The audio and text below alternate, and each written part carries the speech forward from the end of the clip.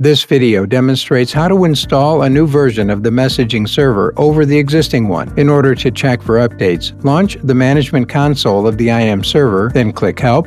Check for updates on the web menu item. In the Open dialog, click Start button to find available updates. If there is a new version available, then the dialog displays its version number.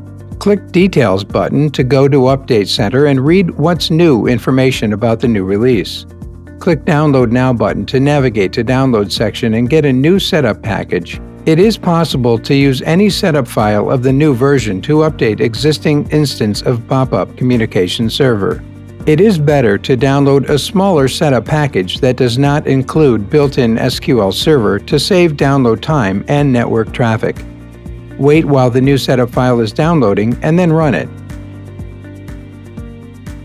The new version setup recognizes that the app is already installed and suggests to update it. Click Install to upgrade the IM server in a fully automated mode. The new setup closes the management console and stops IM server to update all application files. All server data, including user account, groups, message archive, and settings, are kept without a change. Once the installation complete, click Finish button to close it and launch new version of Management Console. That was a quick and simple process of the IM server update.